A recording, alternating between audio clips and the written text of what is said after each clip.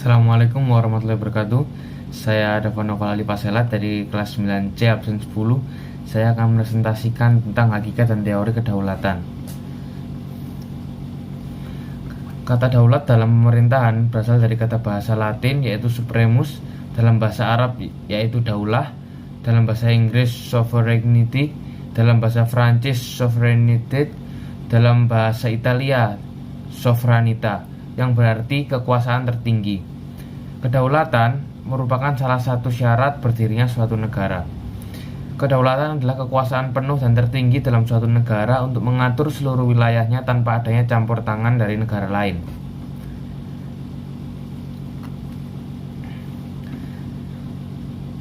Menurut Jean Bodin, kedaulatan adalah kekuasaan tertinggi dalam suatu negara.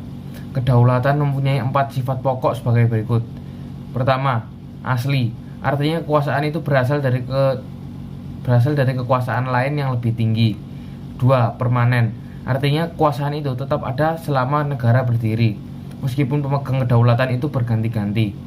3. Tunggal, artinya kekuasaan itu merupakan satu-satunya kekuasaan tertinggi dalam negara yang tidak diserahkan atau dibagikan lembaga lain.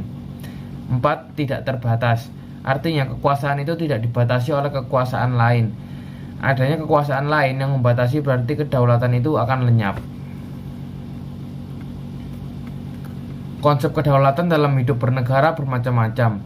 Berikut ini berbagai macam teori mengenai kedaulatan. A. Teori kedaulatan Tuhan. Teori kedaulatan Tuhan mengajarkan bahwa yang memiliki kedaulatan di negara adalah Tuhan. Tuhanlah yang menciptakan segala sesuatu di dunia dan semua bersumber dari Tuhan. Karena negara pada dasarnya berasal dari Tuhan, maka yang berdaulat adalah Tuhan. Bagi negara penganut teori ini, negara merupakan hal yang suci dan mutlak untuk ditaati. Rakyat negara harus taat dan patuh pada penguasa yang bertindak atas nama Tuhan. B. Teori kedaulatan raja. Menurut teori ini, yang memiliki kedaulatan adalah raja atau penguasa, bukan lagi Tuhan. Raja merupakan satu-satunya pemegang kekuasaan di negara sehingga dapat berkuasa mutlak. Kehendak negara pada dasarnya adalah kehendak dari raja yang berkuasa. C. Teori kedaulatan negara. Menurut teori ini, negara sebagai organisasi adalah kedaulatan tertinggi di negara.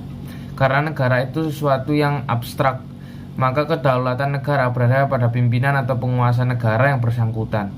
Pemimpin adalah penguasa negara dan rakyatnya. D. Teori kedaulatan rakyat. Rakyat adalah orang-orang yang tinggal dalam suatu wilayah kekuasaan negara dan tunduk serta terikat pada kekuasaan negara yang bersangkutan. Rakyat adalah salah satu unsur dari negara. Kedaulatan rakyat berarti kekuasaan tertinggi dalam suatu negara didapat, bersumber pada dan berada di tangan rakyat. Teori kedaulatan rakyat mengajarkan bahwa kedaulatan di suatu negara berada di tangan rakyat negara itu. E. Teori hukum. Teori kedaulatan hukum menyatakan bahwa kekuasaan tertinggi dalam negara berada hukum itu sendiri. Raja atau penguasa negara maupun rakyat harus tunduk pada hukum.